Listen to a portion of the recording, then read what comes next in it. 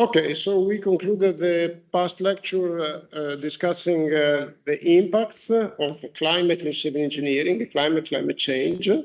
And I mean, we are talking about impacts that are, they are there, they are present, irrespective of climate change or not. Climate, as we said, determines several of the forcings for civil engineering structures. And therefore, if we have a change in climate, of course, it's an issue. Why it's an issue? Because usually in engineering, we estimate forcings related to climate basing on our past knowledge of the climate itself. So we look at the past and we analyze the past occurrences of forcings related to climate, and basing on the analysis of the past, which is usually based on observations of the past, we determine the forcings. Now, in the presence of climate change, one of the implications is that the past is no more representative of the future. And therefore, this is the reason why we wonder whether, in the presence of climate change, our design approach that is based on the analysis of the past is still valid for the future. And if we admit that it's not still valid, of course, we have to find an alternative. So we have to find what is the recommended procedure for estimating the forcings in the presence of change, so by referring to the future climate. What are these forcings related to climate in civil engineering? Here you can find the list. Perhaps one of the most important is extreme precipitation. Precipitation means the envelope of rainfall, snowfall, and other forms of precipitation of either liquid or solid water. And precipitation affects the forcings of civil engineering because it has an effect on flood risk, it has an effect on drought risk, it has an impact. It has an impact on water resources management. It has an impact in general on the civil engineering structures that are interacting with the water cycle. Because precipitation is, we can define it as the start of the water cycle. Of course, the water cycle is a cycle, so there is not a predefined start, but usually we start from precipitation that reaches the ground, it flows into the river and in the underground, and reaches at the end of the story the ocean, and then evaporation and atmosphere. Another forcing related to climate is extreme wind and snow. Snow actually is part of precipitation, but I repeated it here because snow is also important in terms of snow accumulation, which is related to snow precipitation, but also related to temperature. And so extreme wind, we know that is an important forcing for designing buildings, designing infrastructure like bridges and several others. And then we have the hurricanes that are relevant to coastal flooding and transportation. We have extreme sea waves, which are relevant for designing offshore infrastructure and for coastal flooding. And also heat waves is an important driving force for civil engineering because we know that temperature is related to stress over infrastructures. For instance, for bridges, the temperature excursion, the variation of temperature between the minimum and the max is an important forcing. And also temperature is relevant for the design of several technical equipments, if you think of air conditioning, heating systems, etc. And here we have a figure that refers in particular to the risk of coastal flooding due to the combined actions of sea level rise and subsidence.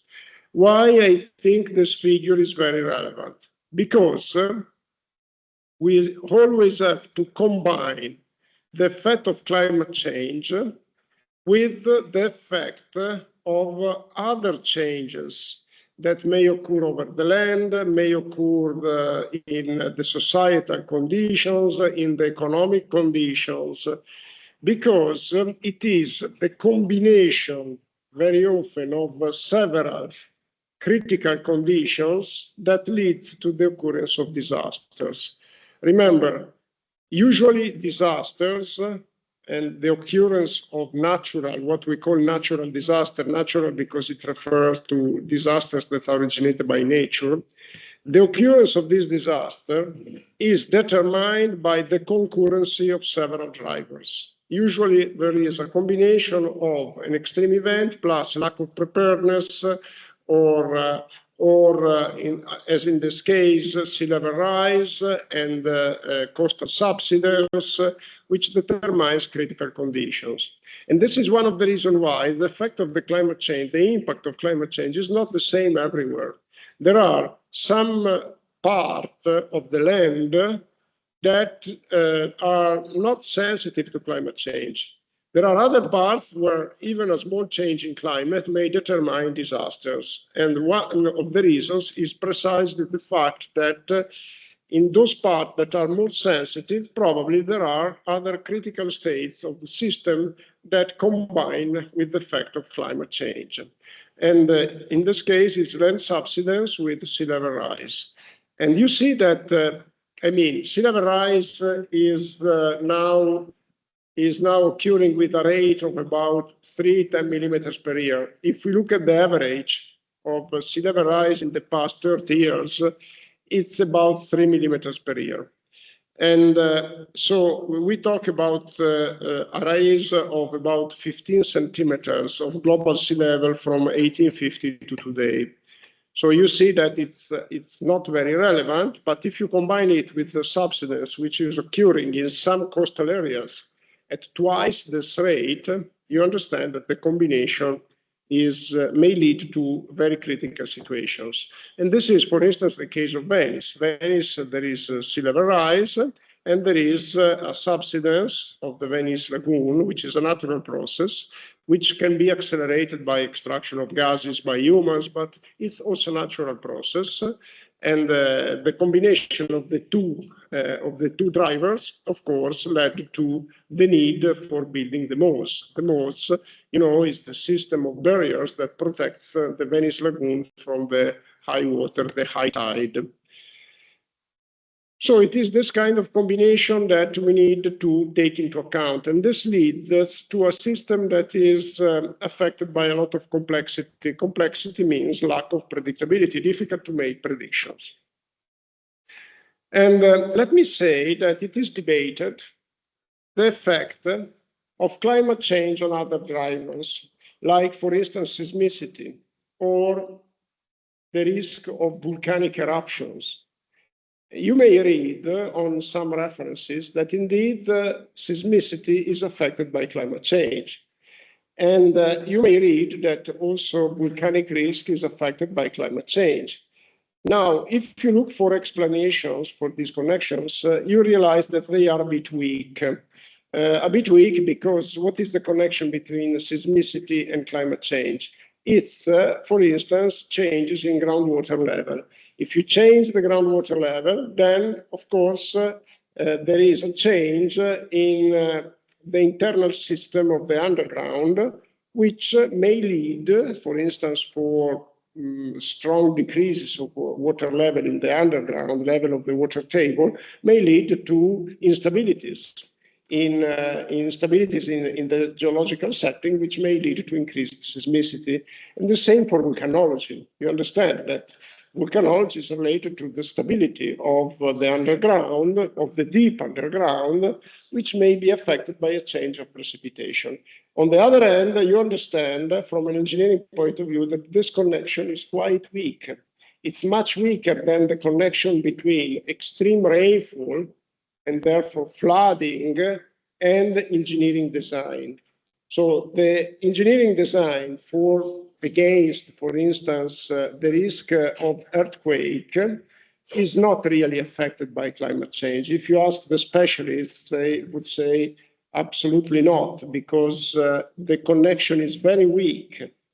And this is something that you as an engineer have the responsibility to evaluate. So you have to be able to make a difference, even in the drivers that I have listed here, and I will help you in understanding these differences.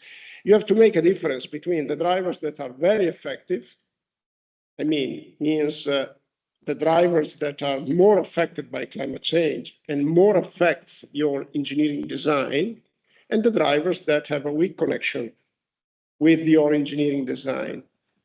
And the evaluation is necessary because, as I already mentioned, climate change is a topical issue, which is the subject of an intensive debate at the international level. And the debate is also targeted to getting the attention of politicians, to getting the attention of the public, because in order to fight climate change, we need a strong mobilization of public resources. And therefore, this means raising the attention of the public, which means attention of the politicians. And therefore, there is, in some instances, a bit the temptation of exaggerating the impact of climate change. And this is, as I said, justified by the will of creating public awareness. And in order to create public awareness, especially the media, they insist on disaster, insist on implication, insist on detrimental effect. On the other hand, from a technical point of view, engineers have to be very objective and have to learn to understand the difference between communication needs, political needs, economic needs, and technical needs. And therefore, you have to gain this sensitivity. And this is one of the challenges of this master degree curriculum, because we have also to teach you, trying to be very objective, how to recognize these drivers. Now that we have introduced the topic and we have clarified our technical aim, we may move forward in the follow-up of this lecture by following two links. One link is this manual, this reference of the American Society of Civil Engineers. They prepared already 10 years ago technical guidelines, and here you can see that they tried to evaluate the technical requirements and civil engineering challenges for adapting to a changing climate. This is precisely our purpose. And this report, which is quite long, is about, sorry, 1 second, there's a lot of noise. It's about 100 pages. It's summarized in the slides that you can see here. If you click, a PDF should open. And okay, PDF, it's, let me see. This is probably this is the whole report, adapting infrastructure and civil engineering practice to a changing climate. This is precisely our purpose. Unfortunately, we will see it, and you will see that it's not very technical. It leaves many questions open. Just let me show if probably, let me see. This is this is the link to the committee, and I was looking for these slides here. Let me check. This is a summary of the report that I presented earlier, that I clicked over earlier, which should download, see, slides, summary slides. Okay, here it is. So we may move forward by looking at these slides, which I think are a relevant introduction, or we may move forward with a more general introduction on climate change to introduce what is climate change, and what are the implications, to introduce some numbers, because we are engineers and we have to look at numbers, which is prepared by me. My preference, I would prefer to start with my introduction, and then next week we will go through these slides. Okay, so let me close this, and let me just 1 second. Okay, let me close this. Let me go close also this. Okay, good. Let me then go back to the list of the links in my website. 1 second, I need to reopen it. And let's click here, introduction.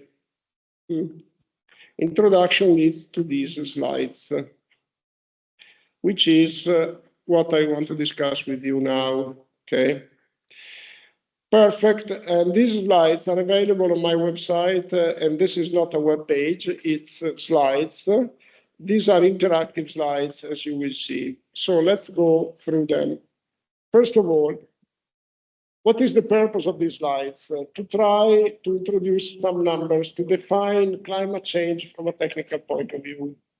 And in this case, we are referring to observations. These data that you see here, they are public data taken from a website which I recommend you to visit. It's Our World in Data. Let's click over it. This is Our World in Data, and in particular, it starts with the annual temperature anomaly due to global warming, okay? And it's not only about climate, this website. If you look at the list, browse by topic here, you find a lot of topics, a lot of data that are indeed very interesting. I recommend you to take a look because it may be useful for you in the future. Remember, in this program, in this course and in this master degree program, we want to give you advanced skills in computational resources and web browsing. So we will talk about artificial intelligence, we will talk about ChatGPT, and we will talk also about finding open data in the public domain. Because if you want to deal with climate, it is essential that you know how to download open data, where to find them, and how to download. And you will see that downloading climate data in some cases requires knowledge of coding, of programming languages. And this is why we will also talk a lot about coding, programming languages, because it is essential. You don't have anything already prepared. If you want to design with reference to the future climate, you have to download the numbers and make your assessment. And this requires coding because it's not something that is already there. You don't have softwares. You have to go into the scientific domain, into the research domain, and make the assessment by yourself. And this is why your skills may become really, if not unique, very, very relevant, very rare, very infrequent, because I mean, you need a very high qualification in order to deal with the future climate in a very informed manner. Okay, so what kind of data can you find here? First of all, this is a website that is very easy to consult. This is doesn't require coding, so it makes it even more interesting if you want. And the reason why it doesn't require coding is that it gives to you data that are not massive. They are already summarized, already synthesized. So here you see the topic, population and demographic change, population growth, age structure, gender ratio. So let's try to see, for instance, population growth. And here you see, you should see a graph somewhere. Here it is, population from 1950 to 2023. And this is related to some countries. You may want to see, for instance, the total, Okay, so let's make clear selection, and there must be world somewhere. Let's see. 1 second. Sort by relevance. Okay, and world, here it is. Okay, so this is the increase of population. Let's look at the number. 1950, about 2.5 billions. 2023, 8 billions. Okay, and let me see if there is the opportunity to go back more in the past. I wouldn't say that. You can, if you see, I am zooming. Now, Italy. You see a different picture, we know that. Okay, the increase is not very dramatic. It's from 48 millions to 60 millions. It's increased 25%. In the overall world, it's increased 400%. Okay. And now it's decreasing. Yes, it's decreasing. If you zoom, it's more or less constant, because this is population, which means not only native from Italy, people native from Italy. So it includes also the migration, etc. Okay, so Europe, and let's remove Italy. So Europe is a trend that is more similar to Italy. You see that the increase is about 20%. Okay. High-income countries, or whatever, however they are defined, we could look for the definition, and you see it's a more significant increase. Afghanistan, you see a sharp increase starting from 1990. Africa, same thing, from 200 millions to 1.4 billion, 7 times, 700%. This is an example. Now let's go back. Age structure, and I think there is life expectation. Let's see. Here it is. What is this? It's population. No, this is again population, but there must be something related to age. Let's see, life expectancy. Okay, this is the life expectancy in the different continents, and I mean, there is a huge increase in some countries, and let's see if we can make the selection. First of all, let's increase it. Okay, and the selection I can modify it. Let's see, Europe. Here we are going back a lot more, but see the difference between Europe and Africa. It's a dramatic difference, which is increasing, by the way. It's increasing. Here we go back to 1770, okay, and we can zoom. Okay, maybe that in the past for Africa they didn't have data, because here is constant, you see, and here there is documentation for any of the graph. You can download the data table, you can get a map, let's see, okay, and this is the life expectancy in Africa, and also I would say in the whole world, okay. Other data, and we don't have, of course, to explore all of them, but health, causes of death, pollution, pandemics, etc., and energy and environment, climate change, nuclear energy, renewable energy. Let's look at renewable energy. This is extremely interesting, okay, because it's in the domain of climate change. It's something that is very topical. So here you see the share, the percentage of primary energy. Primary energy means the energy that is not converted, okay? So directly produced. Energy is more than electricity, okay? Energy includes electricity. Electricity is a form of energy. But this is a measure, sorry, it's measured as a percentage of primary energy using renewables. And the substitution method and means renewable, basically.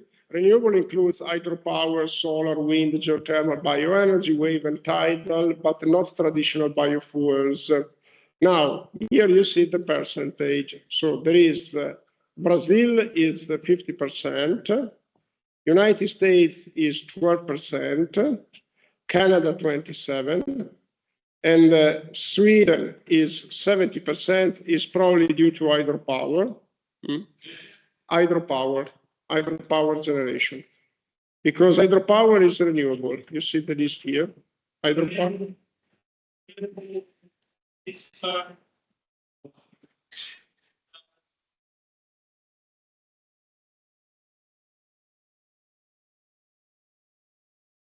using, yeah. I'm not saying 100%. Using hydropower. Okay, yeah, of course, here no data, you see. So we cannot check. But in general, at the global level, the percentage of renewable now is about 20%, like Italy. Okay. And this is interesting, food and agriculture and poverty and economic development. This is also interesting, education and innovation and technological change, living conditions, human rights and democracy. And this is, okay, whatever questionable it can be, this is a map, I think, of countries that are democracy-based and autocracies, and you see the progress in time. So electoral autocracies, electoral democracies, liberal democracies. And so keep in mind this data, because this gives to you an additional knowledge that you can use for preparing your master degree thesis, because, I mean, this is something that people don't really know, so you can make a research contribution by analyzing this data, okay? And also in your future career, it's extremely important that you can qualify as an open data expert. Keep in mind that whatever skill that you acquire, like coding, let's suppose that at the end of the subject, you can fairly code in Python, R, and MATLAB. This is a piece of your CV. Your CV, in your skills, you put your experience in operating systems, coding. This is important. And so let me go back to our lectures. It's here. Python and R. R project. R is similar to MATLAB. And the reason why I'm insisting on Python is that the open data repositories, they use Python. And also is now the most popular programming language. It's completely open, completely free. And also R is similar to MATLAB, but it's free, it's open. So let's look at the graph. These graphs go up to 2022, and global freshwater use is up to 2014. So what is on the left? It's global temperature. Global temperature, let's take the updated graph here, sorry. Let's take the updated graph here, topic, and I think it's the global temperature is something here, climate change. Climate change, it should be global temperature, okay, and let me see. Research, okay. Sea surface, the global temperature anomalies by month. This is August. Annual temperature, no. Let me just see, where is this? Wait, this is annual sea surface temperature anomalies and annual temperature anomalies. Okay, good. And let me see, because I was looking for another one. I mean, this one that is on the screen is fine, but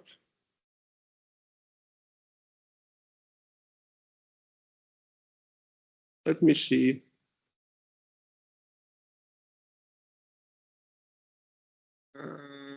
Search global temperature.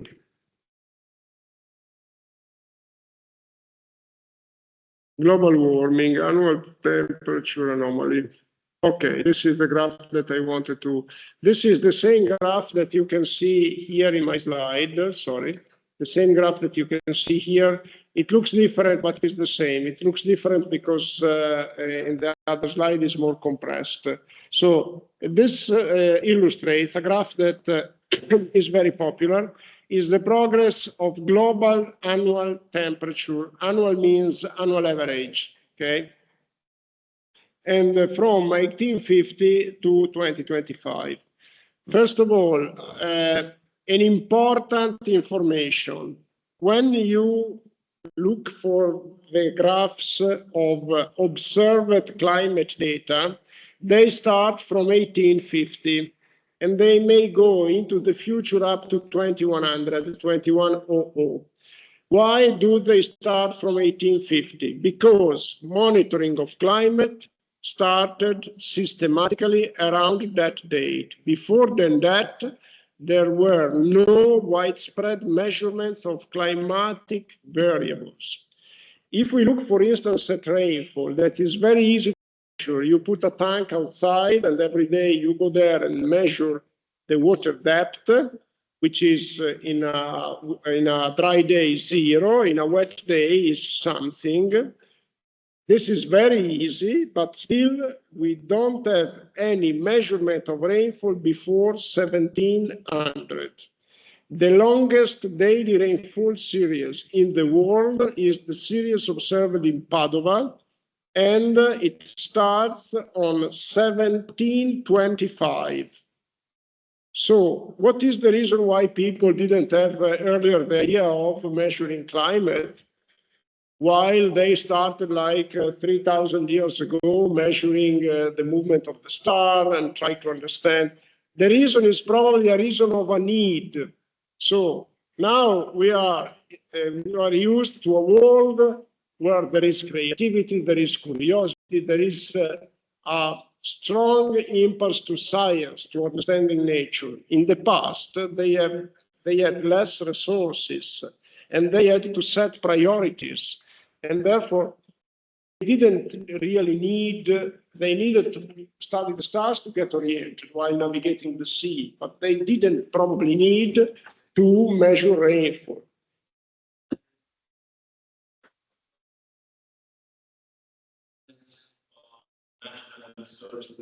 So yes, didn't have the need of looking for state, because if you see in that place, they used to have farms and lands with a pool of gold because they had plenty of resources. So on these final years, they did explain resources and think how yes, to save the land. So they start thinking about how they can manage the study the climate change, the global warming, because those resources that they used to spend. yes, I think it may also be related to what you said, the distribution of resources. And there is also another reason. In order to study climate, you need distributed observations. I mean, if you observe rainfall in Ravenna, it doesn't give really you a full picture of the climate. It is a global process. And in the past, they didn't have this opportunity of connecting.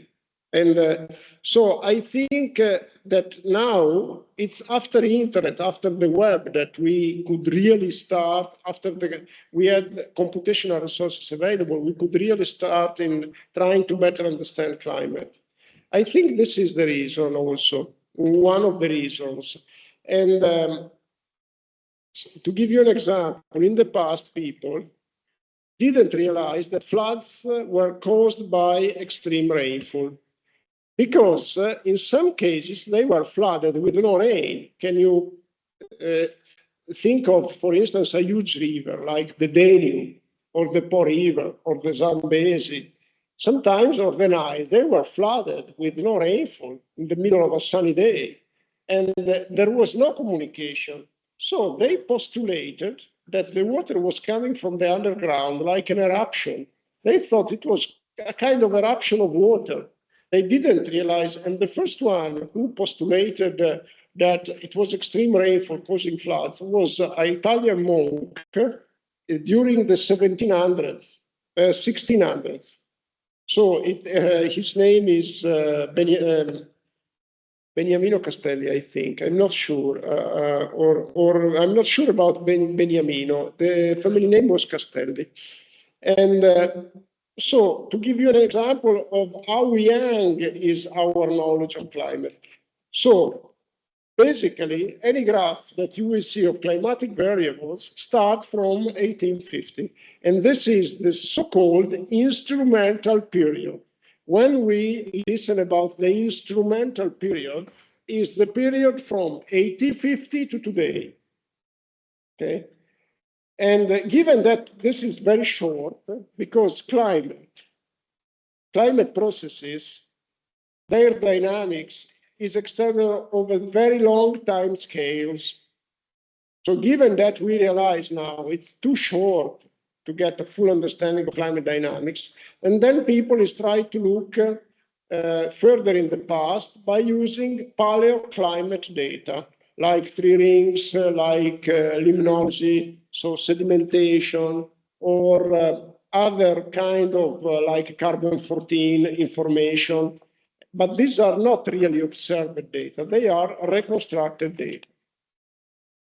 So let's look at this graph. What you see here, you see that indeed there is an increase of temperature. What is the order of magnitude? Remember, you are an engineer, and when you need to know numbers, and the most important thing that you have to know is the order of magnitude.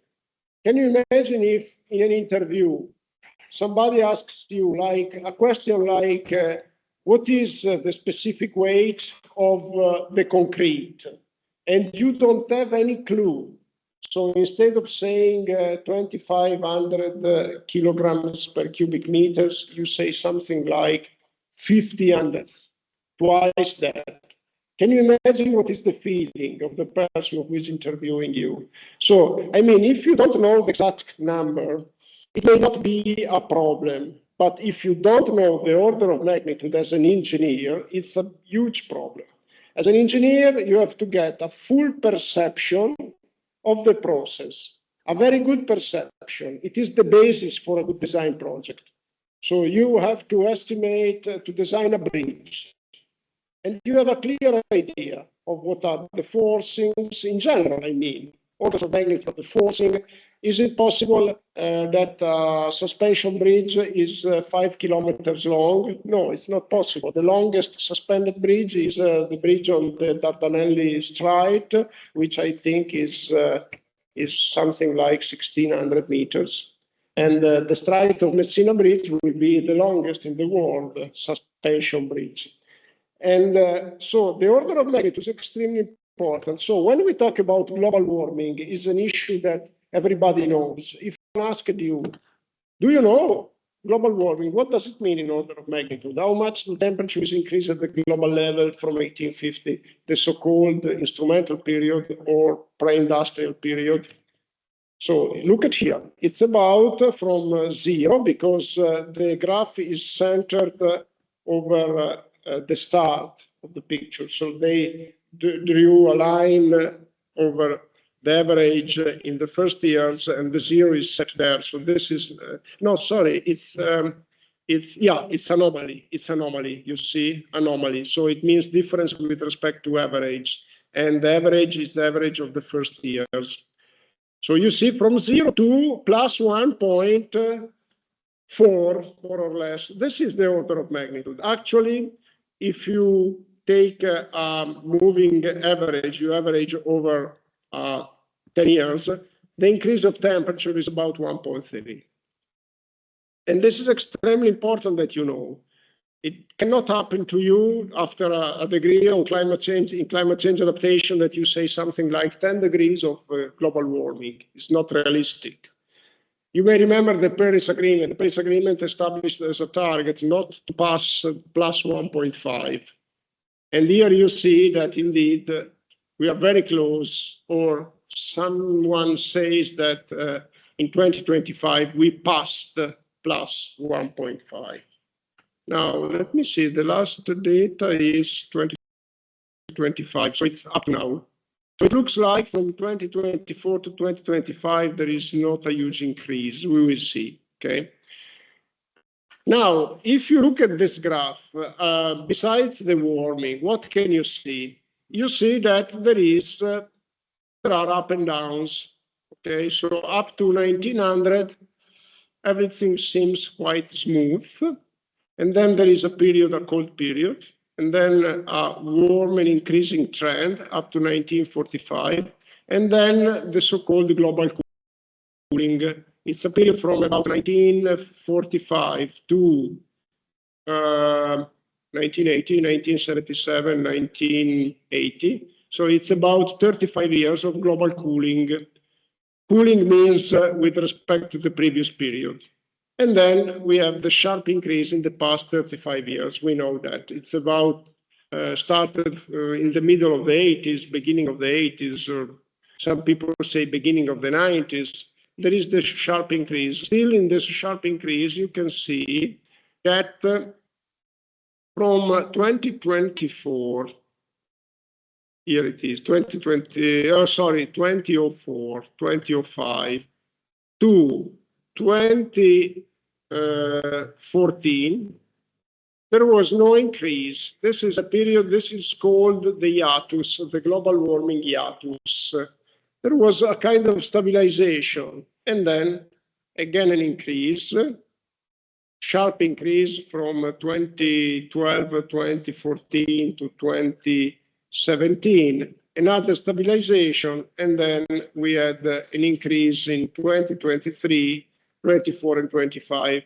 The increase in 2023 is after the pandemics, so it means that it looks like that the pandemics that was a couple of years with very reduced emissions didn't make really any effect on the global warming. Now, you remember the graph of the population increase. You remember from 1950 to today, the trend is similar. And now let's go back to this, my slide. What can you see here on the right? It's water resources, global freshwater use over the long run.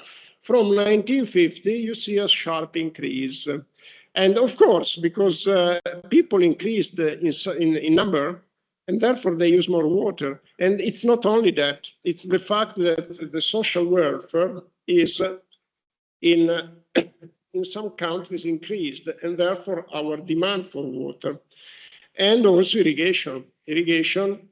Keep in mind that when we talk about water uses, the most is irrigation, is water for food. And irrigation is increased a lot because we need to produce food for people. And therefore, there is a similar trend in temperature.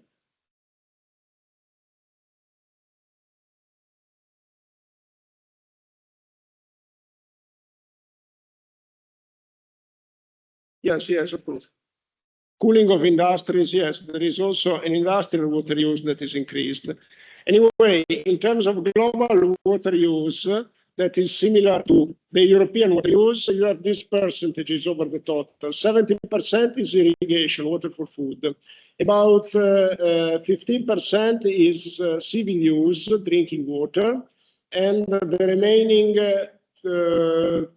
20%, 15 to 20% is industrial use. So industrial use is not so huge. It's about 1/3, a little bit less than 1/3 of the water use for irrigation. But in any case, what I was saying, the trend that you see is similar, is indeed similar. And so this led sociologists to create a term, great acceleration. What is great acceleration? Here there is a link. Let's try to click on it. The great acceleration is the dramatic, it's Wikipedia, continuous and roughly simultaneous surge across a large range of measures of human activity, first recorded in the middle of the previous century and continuing into the early 21st century. Early is not very early because we are already at 1/4 of the century.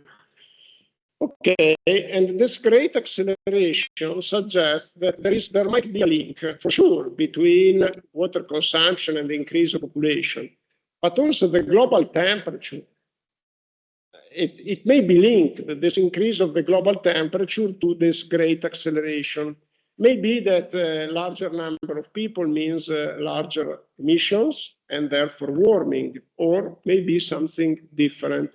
Indeed, it looks like there is a connection, apparently. Okay, and therefore this is the premise to climate change. Climate change, keep in mind the difference, is not only global warming. Usually people tend to identify climate change with global warming. Climate change means change in climate. We will provide a definition in a moment. And global warming is a part of it, okay? Now, what is climate change? Here is the definition, and here it's an interactive slide. I don't want to make any open question today because we are too few. So what is climate change? And usually when I ask this question to students, they don't reply correctly. So these are alternative definitions. And let's go straight to the right one, because this is the definition that you have to learn. Climate change is defined as a long-term shift in weather patterns. Okay? The other answers are wrong. So let's click over it. Okay, now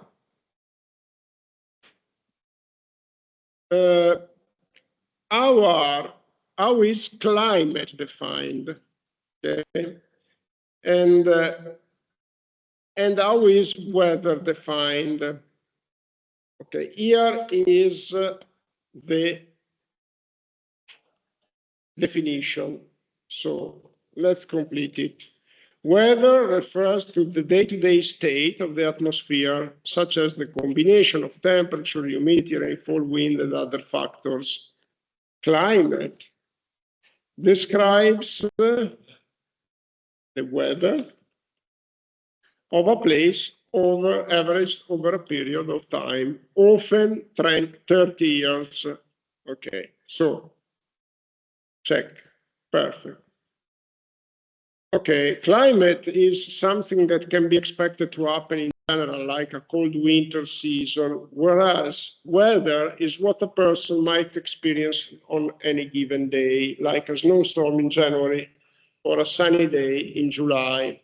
So let's look again at the definition, because you don't have to make confusion between weather and climate. Weather refers to the day-to-day state of the atmosphere, such as the combination of temperature, humidity, rainfall, wind, and other factors. Climate describes the weather averaged over a period of time, often 30 years. So if I say that today is hot, this is weather. If I say that the past 30 years have been warmer, this is climate. So climate change is not weather change, okay? Climate change means that these shifts of climatic variables are occurring and measured over a long-term window. Now, climatologists often say that this window must be 30 years long. and they adopt a unique definition of the length of the window for clarity. Actually, I would say that depending on the variable, the length of the window could be shortened. So if you measure rainfall, you need 30 years. If you measure temperature, maybe less than 30 years. Why is that? Because temperature has less variability. And therefore, when you compute the average, the uncertainty is related to variability. I hope you can understand what I mean. So when you compute the average of a variable over a period of time, like average of temperature, if the value is constant, imagine a flat variable. The average is determined by only one value, if it is flat. If it is slightly varying, the average becomes reliable with few measurements only. If it is highly varying, you need a lot of measurements. And therefore, I would say that the definition of a unique window maybe is a bit inappropriate, but they do that for clarity. I can tell you that once I submitted a paper where I averaged the annual temperature in Bologna over 10 years because I thought that they were enough in order to detect changes. And the referees said, no, you have to average over 30 years. I think it's not so different. No, we're not so different. Because Yeah, we from 30 years and results from 10 years, what was the difference? It depends, of course, on the time window, but it was very tiny, like max 5% annual rainfall. Yeah. So still wasn't good to understand why they denied your Yeah, but 10 years. Yeah. 30 years. Yeah, but still, I mean, when you submit a scientific paper and the reviewers suggest you to make a change, it's advisable that you make a change, unless you have a very good motivation for rebuting the suggestion. But anyway, so now you know what is climate and what is weather, and you know that climate change must be measured in the long term. Perfect. Now, again, variability and change. So let's look at these two graphs, and you see that there is in one graph is the temperature change in Northern America, and the other graph is in the tropical America. Now, you see that the change is the same. And if you look at the scale of the change, it's the same. More or less, they change the same thing. Even if, keep in mind that global warming is larger in the northern hemisphere than the southern hemisphere. We don't know why. But here you see that on average, the change is more or less the same.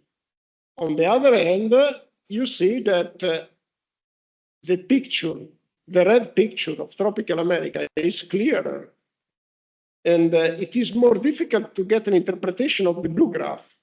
Why? Because the blue graph has a lot of variability, and variability can mask change. Okay, because who knows? Maybe that if we could extend these measurements in the past, then this trend becomes a cycle. Who knows that?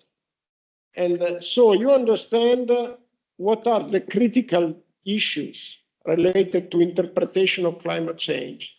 This is the change that will go forever, keep increasing, or is something that may revert at a certain time.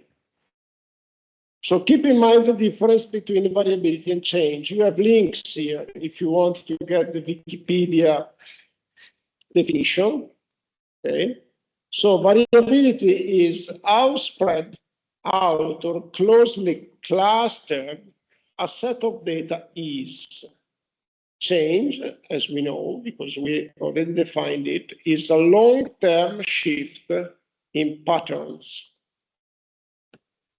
Okay, so keep in mind the difference, and keep in mind that in some cases, it's difficult to distinguish between the two of them. You are an engineer and you have to recognize when it's variability, when it's change, and in some of the cases it's not easy.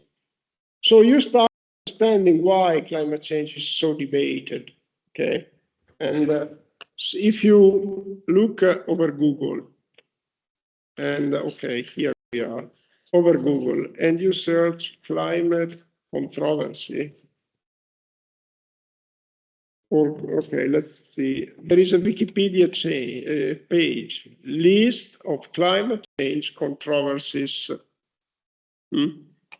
And so you start understanding why, because it's not easy. We have only reduced time series. There is variability. To make a difference between variability and change is not easy. And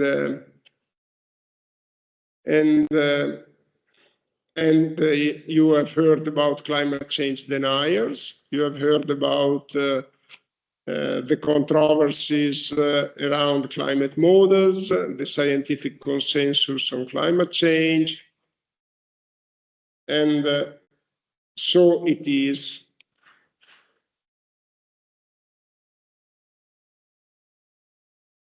Perfect. Let's move forward. So, a big issue, a very controversial issue. What is the reason for climate change? Climate change is human-induced. Of course, there is a scientific community, a large part of the scientific community, that is convinced that is human-induced. Is a large part. It's impossible to give a percentage. You cannot say 97% like some people say, but indeed there is a general agreement that is human-induced. But the question is not so easy. So, I mean, there are no scientists, no one, that is neglecting the fact that humans have an effect over climate. But the big question is, how large is that effect? So it's only human-induced, or there is also some natural component? And these are open questions. So usually when I make a poll among the students in a crowded room and they say, are you convinced? Raise your hand if you are convinced that humans are the cause of climate change. Basically, almost 90% of the students, they raise their hand.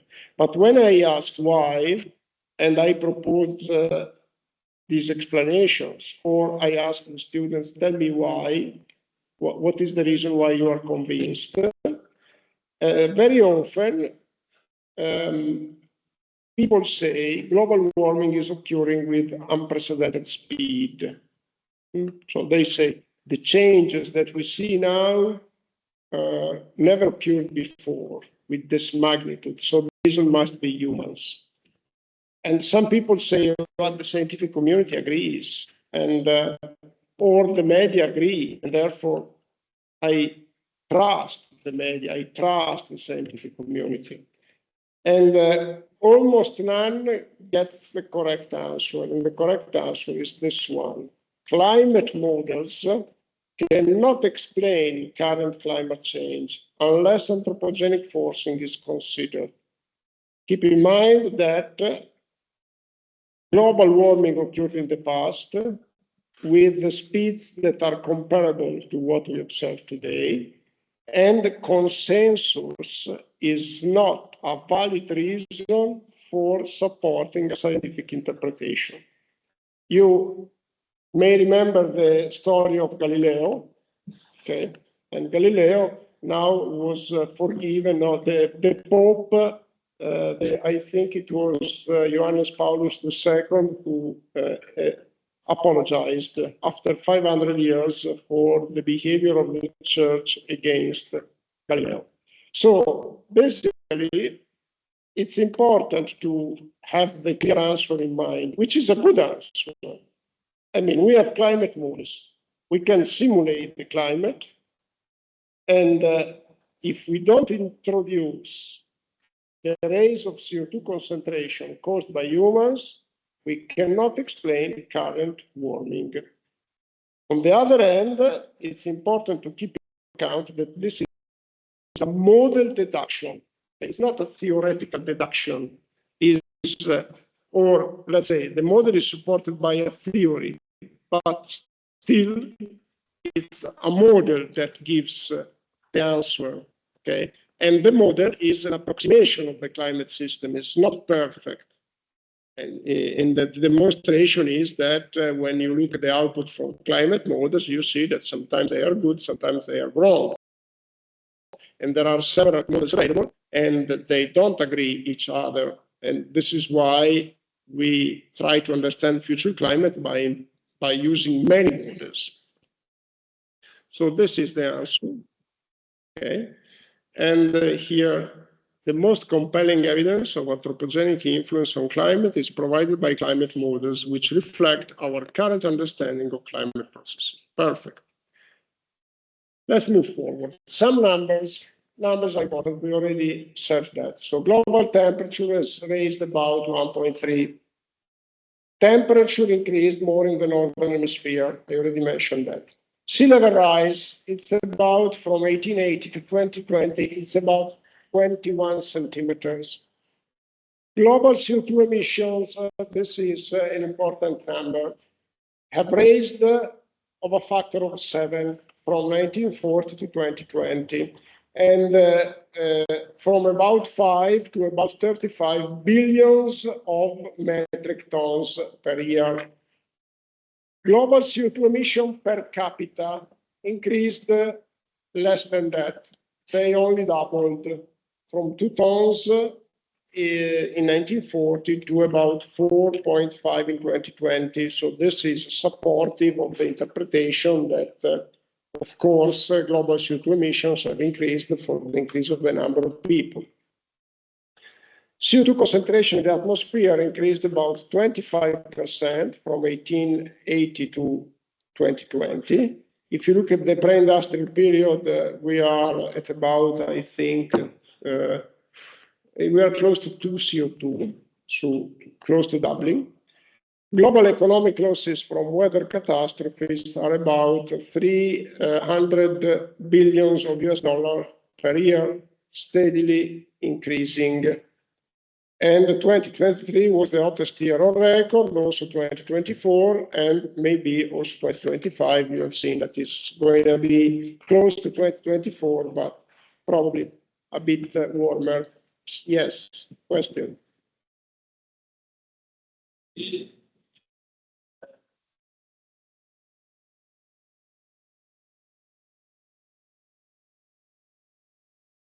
it is reasonable to say that. It is reasonable to say what the student said is that from these numbers, I tend to believe that humans are responsible for climate change. Yes, it is reasonable, of course. But on the other hand, given that we need to be objective, we have to take into account that we are not sure of that. Okay. Yes. So that number has a lot of the CO2 emission, 75%, no other any other living being or other being that is here on Earth that would be able to produce that. Yeah, sure. Yeah, I understand. So you mean that the CO2 emissions per capita are not the same everywhere? This is what you mean?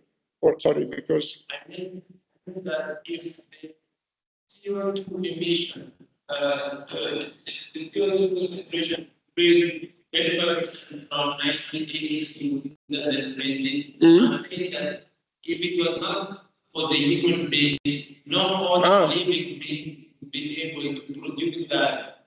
So obviously, but there is evidence that the human beings, the human beings have a huge contribution in this climate change. yes, on the other hand, I give to you, I perfectly agree with what you said. So from these numbers, it's quite clear that increase in population meant increase in CO2 emissions, which means increase in CO2 concentration in the atmosphere. One important thing, yeah, just 1 second, because I need to answer to this call, just 1 second. Pronto? Dimmi. Boh, perfetto, guarda, tardo pomeriggio lo vengo a prendere. Grazie. Ciao. So, this interpretation is clear. One thing, keep in mind that we cannot measure the human emissions. We can measure the CO2 concentration in the atmosphere. And therefore, what you see here, global CO2 emissions, are not human emissions, are global emissions. Now, which means that it includes humans, but it includes animals, it includes atmosphere and oceans, because the ocean emits a lot of emission. And I show you a graph, given that you raised the issue. Let me go on my website. It's a graph that is taken by one of your lectures, one of the lectures that I plan to give here. And just 1 second. Okay, this is the graph. So this is a paleoclimatic graph you see here thousands of years ago. So it extends back in the past 400,000 of years. And you see the temperature variation and the carbon dioxide concentration in the atmosphere, reconstructed data. So you see that well before humans, there is a strong correlation between carbon dioxide and temperature variation. And one possible explanation is that you had a volcanic eruption that caused an increase of carbon dioxide and therefore an increase of temperature. But another possible explanation, which is highly debated, is that you had an increase of solar activity, which caused an increase of temperature. With an increase of temperature, the ocean gets warmer and releases a lot of CO2. So there is currently a research activity that is flourishing on determining whether it was first the temperature variation or first the carbon dioxide.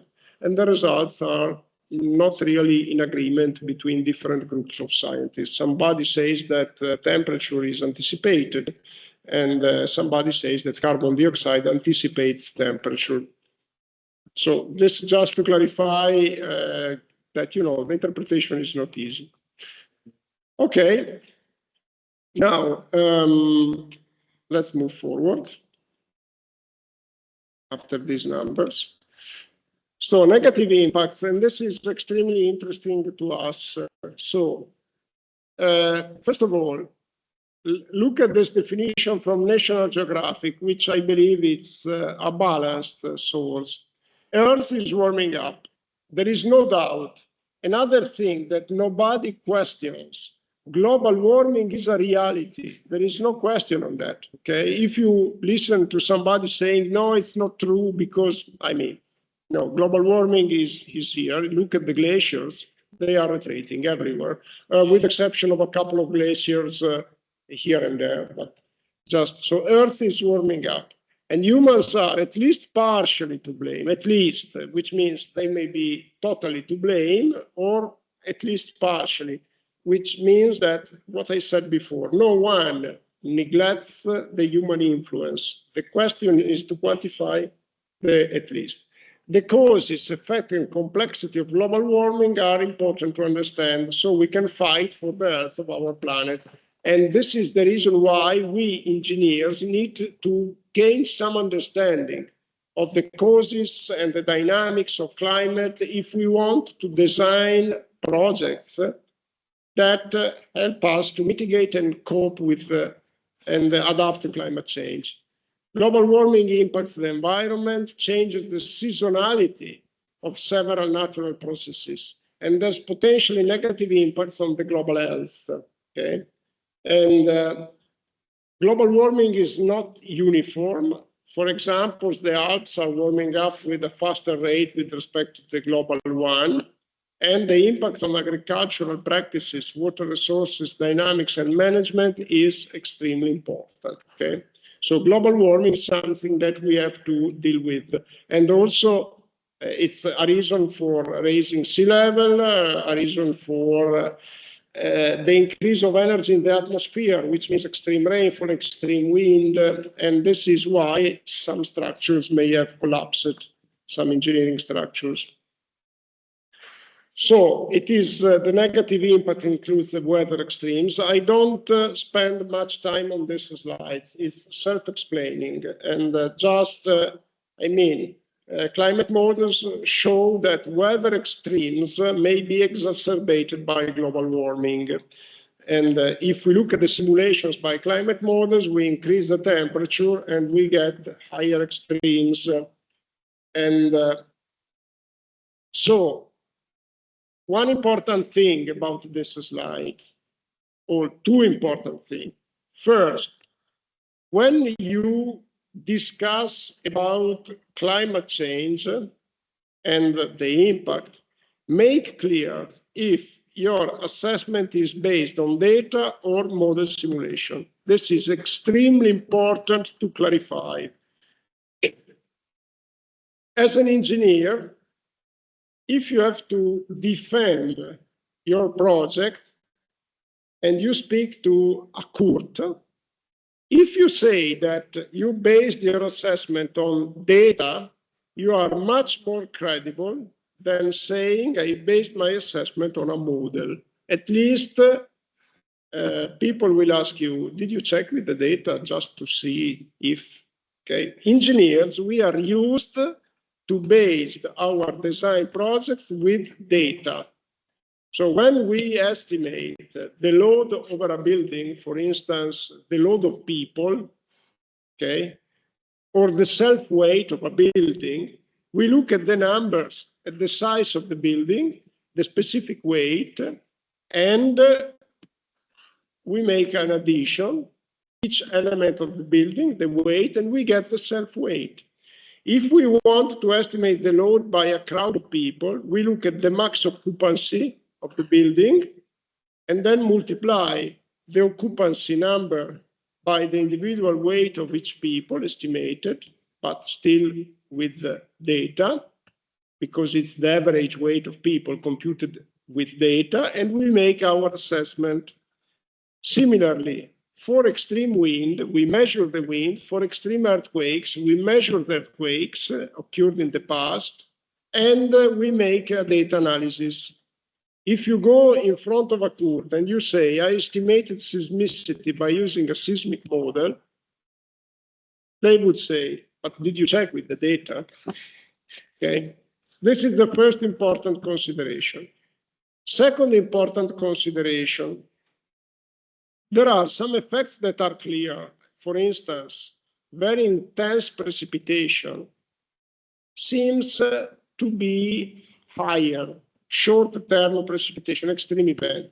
And this is confirmed by data. If we look at drought periods, so very low precipitation, the data don't confirm. The models say that the drought risk will increase. The data don't confirm that. So the second consideration is related to the first one. When you use models to make your assessment, and in engineering we use models, try always to back up models with data. And then you can defend your design project. I designed in this way, but I check it with the data. Okay. Okay, now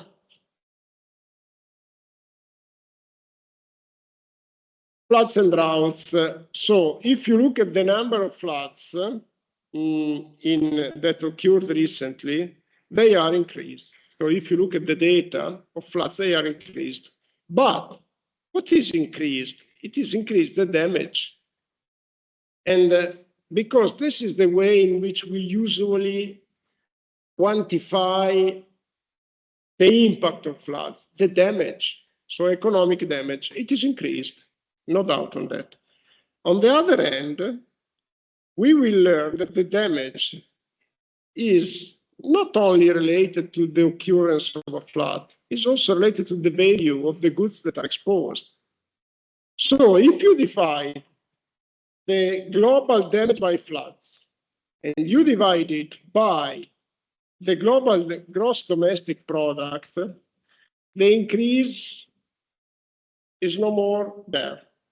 So this means that maybe that the increase in flood damage is due to the increase of the value of the assets, not an increase in the number of floods. And this is another important thing. For droughts, I mean, we don't have sufficient measurements to, basing on data, to say that they are increasing. But still, I mean, droughts are a reason of real concern because droughts are so infrequent that really to quantify the drought risk is not easy. And maybe for civil engineering is less relevant. It's more relevant for environmental engineering. But still, just keep in mind that while we have a good picture for floods, for droughts, the picture is not as good. And in general, keep this consideration into account. When we talk about climate change, we mean very often that everything is changing. This is not true. There are some climatic variables, climatic processes that are changing, other processes that are not changing. And there are some variables. Variables means a number that is describing a particular state of the climate, like temperature. Temperature is a variable. Rainfall is a variable. It's varying in time, variable for the season. And there are some climate variables for which the change is very clear. Temperature, I have shown you the temperature. If you look at sea waves or wind velocity, the change is not so clear. So climate change means a change in several different variables. Some of them are changing more than others. And for some of them, the signal is clear. Temperature, the signal is clear. Other variables is not so clear. So if you talk about droughts, it's not clear at all what is going on. For floods, it's a bit clearer. For temperature, it's much clearer. Okay, so you have to take into account that climate change varies basing on the location and varies depending on the variable. So there are some things, some deduction that we make about climate change and therefore about impacts on civil engineering that are more solid. I mean, there is less uncertainty. Other deductions that are more uncertain. Okay, I would say that we are getting close to our time. And do you have any question related to today? Let me just interrupt the screen sharing. Just 1 second. Okay, here it is. So are we also focusing on the global emissions of CO2? Yes. In this class? Okay. Yeah, we will discuss about global emissions, and we will discuss techniques and materials for engineering design that are carbon friendly. Okay. This is also a new topic. I mean, there is a lot of research on that. Also, how to produce, because the production of concrete in civil engineering involves a lot of emissions. And therefore, the question is, what kind of material can we use to be more carbon friendly? Yeah, because this was basically the topic of my bachelor's thesis. Okay. So, yeah. You may give a presentation on the topic of your bachelor thesis. So, oh my God. Yeah, it would be great, but 5 minutes, or let's say 8 minutes.